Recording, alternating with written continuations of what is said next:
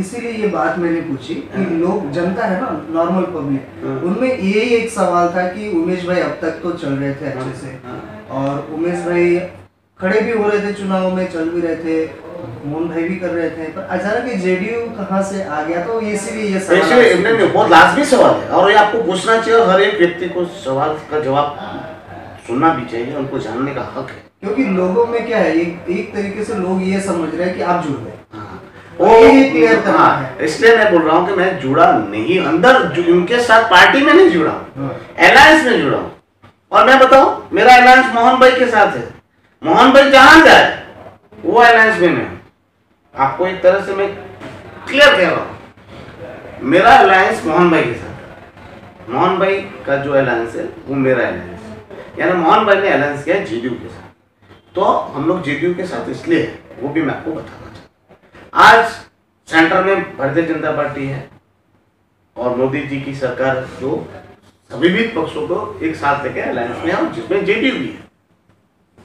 अब यहाँ पर भारतीय जनता पार्टी की सरकार है, तो वहां से मोहन भाई भारतीय जनता पार्टी की सरकार के साथ ही फर्स्ट से ही है, उनके सहयोग में ही है, फिर भी प्रशासन कभी सुन ही नहीं रहा है। तो मोहन भाई ने नीतीश कुमार जी, हमारे जो माननीय पार्टी के राष्ट्रीय अध्यक्ष है और मुख्यमंत्री है बिहार के, उनसे बात की, उन्होंने उनके साथ बात की और उनके साथ सहयोग से उन्होंने एक अलायंस बनाया ताकि राज्यसभा और संसद में 25 जितने हमारे सांसद है जेडीयू, तो मोहन भाई अकेले आवाज उठाते थे, अब 25 लोगों की आवाज जुड़ी।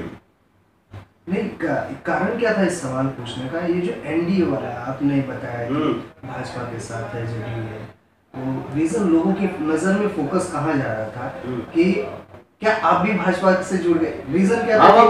मैं बात इसलिए ये सवाल पूछ, मैं आपको बताता हूँ। मैं चुनाव जब लड़ा था तभी भी ये बात बोलते थे, मैं कभी कोई पार्टी का, दल का कभी विरोधी नहीं रहा। मैं भाजपा से मुझे कोई शिकायत नहीं है, ना मुझे कांग्रेस से शिकायत है, वो भी बोल देता हूँ, मुझे कांग्रेस से भी शिकायत नहीं है, ना मुझे किसी और दल से शिकायत है। मैं ना किसी दल का विरोधी हूँ, ना किसी दल का मैं समर्थक। मैं पहले का मेरा रिकॉर्ड है, और चुनाव में आप देखना, मेरा पहला ही प्रेस कॉन्फ्रेंस हुई थी, उसमें मैंने बताया था मैं भाजपा और कांग्रेस का कॉम्बिनेशन हूँ। मेरा फ्लैग आपने देखा होगा उस टाइम, तो ट्राई कलर भी था और भाजपा का भी था, वो दोनों है मेरे में। मैं आज भी बोलता हूं, मैं किसी पक्ष का, किसी भी दल का विरोधी नहीं हूं। मैं तो प्रशासनिक सिस्टम का विरोधी हूं। लोगों के साथ जो अत्याचार और अन्याय होता है और वो लीडरशिप जब घुटने टेक देते हैं, उनका खिलाफ हूं। मैं किसी दल के लोगों से या किसी दल के व्यक्ति से ना कभी वो हूं, ना मुझे किसी से लेना देना है। ये तो जो सिस्टम चल रही है, लोगों पे जितने अत्याचार होते हैं, वो सिस्टम का खिलाफ हूं। और आज से नहीं, मैं पहले से वही बातें करता हूं। पहले कांग्रेस सरकार हुआ करती थी, मैं कांग्रेस के सामने करता था, क्योंकि जाहिर है वो कांग्रेस सरकार थी, तो मैं उस सरकार से लड़ूंगा। अब सेंटर, हमारा तो सेंटर है, हमारे यहाँ तो कोई लोकल असेंबली है नहीं कि हमारी कोई सेल्फ गवर्नमेंट हो, हमारी गवर्नमेंट तो सेंटर ही है। तो अब मैं जो था कि प्रशासन अब भी भाजपा का है, तो सरकार उनकी है, तो मैं उनके खिलाफ लड़ता था। मगर मैं सरकार, भारतीय जनता पार्टी दल का विरोधी नहीं, ना मैं कांग्रेस का समर्थक हूं या ना कांग्रेस का विरोधी हूं, सिस्टम का विरोधी हूं। और घुटने जो टेक देते हैं लीडर्स, उनके विरोधी हूं। और जो लड़ता है, मोहन भाई लड़ रहा है, तो आप देखोगे मैं पहले कभी मैंने खुल के मोहन भाई का समर्थन नहीं किया, अभी मैं खुल के समर्थन कर रहा हूं। क्यों कर रहा हूं? क्योंकि अभी 2-3 मैटरों में आपने देखा होगा दिल्ली में, तो मोहन भाई बोला है, आवाज उठाइए, हमारे लिए भी आवाज उठाइए। अब हमारा सांसद तो मुंह में गम लगाकर मौनी बाबा बन गया है, तो हमें हमारे दूसरा सांसद जो चाहिए ना हमारी समस्या के लिए, वहां पर दिल्ली में आवाज उठाए। क्योंकि हमारे पास तो लोकल असेंबली तो है नहीं, हमारे पास, मेरे पास कौन सा विकल्प है? क्या मैं सर फोड़ता रहूं, जेल जाता रहूं? तो वो विकल्प सोचा, मोहन भाई ने बोला कि मैं भी उनके साथ लड़ रहा हूं, पर अकेला सांसद हूं, तो मुझे भी सपोर्ट चाहिए। तो उन्होंने जेडीयू के साथ अलायंस किया और मैंने उनके साथ अलायंस। तो इनडायरेक्टली हम लोग जेडीयू के साथ जुड़े हुए हैं, पर हम लोग पार्टी के हिस्सा नहीं है, हम उन संगठन का हिस्सा है। अगर जीतेंगे तो सबसे प्राथमिक जो आपके काम होंगे, या किस चीजों पे आप सबसे ज्यादा फोकस करेंगे? या सिस्टम के लिए तो आप लड़ ही रहे हो, तो ऐसी कौन सी चीजें हैं, 3-4 चीजें कि जिन पे आप ज्यादा फोकस करोगे? एक बात बताओ आपको, पहला एकमात्र मेरा एजेंडा है, यहाँ दमन दीव में और दादरा नगर हवेली में लोकशाही की स्थापना करना। हमारे पंचायत, नगर पालिकाएं, जिला पंचायत सब पावरलेस हो गई है।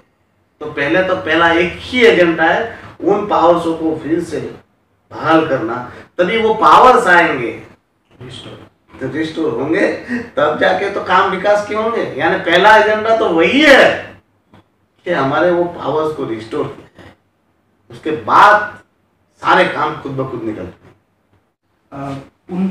उनके लिए जो होता क्या है, जब चुनाव आते हैं तो बहुत से नेता है ना, चालियों में चले जाते हैं, फैक्ट्रियों में चले जाते हैं, शराब की लालच दे देते हैं, पैसे की भी लालच मिलती है, पार्टी की लालच मिलती है। तो ऐसे लोगों के लिए आपका क्या मैसेज है कि उन्हें क्या करना चाहिए? एक्चुअली में मैं एक ही मैसेज देता हूँ, और वो भी मैं लोगों को आपके माध्यम से यही कहना चाहता हूँ कि आपकी जो लालच है ना, वही एकमात्र आपकी सबसे बड़ी लोकतांत्रिक प्रक्रिया के लिए एक मृत्यु घंटी की दरबार में वो दरवाजा है। क्योंकि हम उनसे लालच लेकर, पैसा या खाना पीना कुछ भी लेकर, हम उनको भ्रष्टाचार के लिए प्रेरित करते हैं। जनता को सोचना चाहिए, अगर मैं आज वोट बेचूंगा तो वो वोटों को वो अगला इंसान भी बेचेगा। आज हम अगर हमारा वोट सही उम्मीदवार को देंगे और चुनाव जिता के लाएंगे तो एक पॉजिटिविटी आएगी, और हम उस उम्मीदवार से आशा कर सकते हैं और उससे लड़ सकते हैं कि हमने आपको बिना पैसे के चुनाव जिताया है। और वो भी इंसान में समाज में एक पॉजिटिव एनर्जी जाएगी, मैसेज आएगा कि बिना पैसे के भी चुनाव जिता सकते हैं, और जो पैसा दे उसको तो बिल्कुल वोट ना दे। तो भ्रष्टाचार अगर आप मुक्त प्रणाली चाहते हो तो आप लोगों को बिना खाए, बिना लालच में आए, बिना जाति धर्म को देखे, आपके लिए, आपके परिवार के फ्यूचर के लिए, आपके प्रदेश के लिए कौन बेहतर है। पार्टी, मैं तो कहता हूं, मैं तो यही हर बार कहता हूं कि पार्टी को भी मत देखिए, आप बेहतर इंसान, बेहतर उम्मीदवार को देखकर वोट कीजिए बिना स्वार्थ के। आपका एक वोट बहुत अमूल्य है लोकशाही के लिए, अच्छे फ्यूचर के लिए। तो बिना लालच के, बिना किसी स्वार्थ के आपको चुनाव में हिस्सेदारी दीजिए और वोट बिल्कुल कीजिए और निर्भीक होकर कीजिए। बस यही कहना चाहता हूँ। बहुत बहुत शुक्रिया मनीष जी, आपने हमसे बात